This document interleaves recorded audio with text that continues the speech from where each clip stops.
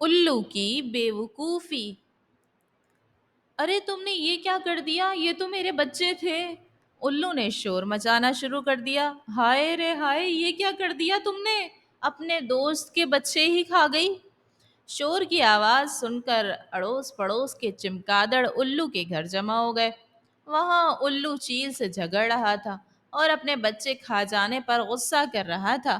الو نے روتے ہوئے اپنے پڑوسیوں کو بتایا کہ نئی سال کی خوشی میں جو جنگلی پرندوں کی دعوت تھی نا، اس میں میری اس چیل سے دوستی ہو گئی تھی۔ میں نے اس سے وعدہ بھی لیا تھا کہ تم میرے بچوں کو نہیں کھاؤ گی، لیکن یہ بے وفا نکلی، دوست نہیں میری دشمن نکلی، اور آج اس نے میرے بچوں کو کھا لیا۔ الو لگاتار روئے جا رہا تھا، بچوں کے غم میں اس کے آنسو ہی نہیں رک پا رہے تھے۔ اپنے پڑوسی کی حالت دیکھ کر چمگادڑوں نے بھی چیل کو برا بھلا کہنا شروع کر دیا اور اسے قصوروار سمجھنے لگے۔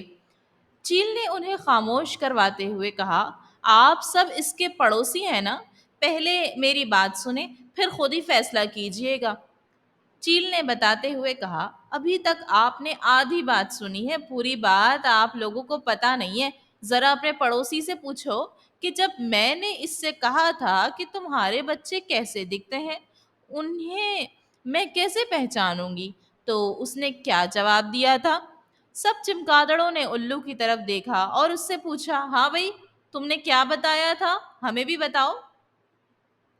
الو نے آنسو روکتے ہوئے کہا، میں نے وہی بتایا تھا جو حقیقت ہے، کہ میرے بچے سب پرندوں کے بچوں سے زیادہ خوبصورت ہیں، ان کی آواز سریلی ہے، ہاتھ نرم اور گورے گورے ہیں، ان کے پر چمکیلے ہیں۔ ہیں، تم نے یہ بتایا تھا؟ تعجب سے چمگادڑوں نے کہا، چیل کو اپنے بچوں کے بارے میں یہ نشانیاں بتائی تھی تم نے؟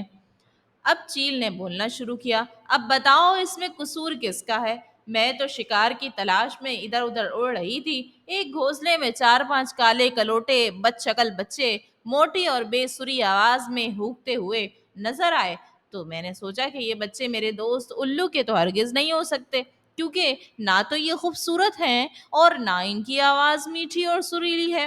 یہ سوچ کر میں نے ان کو کھا لیا، اور اس کے بعد جو ہوا وہ تم سب دیکھ رہے ہو۔ سارے معاملے کو سننے کے بعد ایک چمگادڑ نے آگے بڑھ کر الو سے کہا، دیکھو بھائی، اس میں چیل کا تو کوئی قصور نہیں ہے، ساری غلطی تمہاری خود کی ہے، تم نے اپنے بچوں کے بارے میں درست معلومات نہیں دی، اس لیے تمہیں اس کا نقصان اٹھانا پڑا ہے۔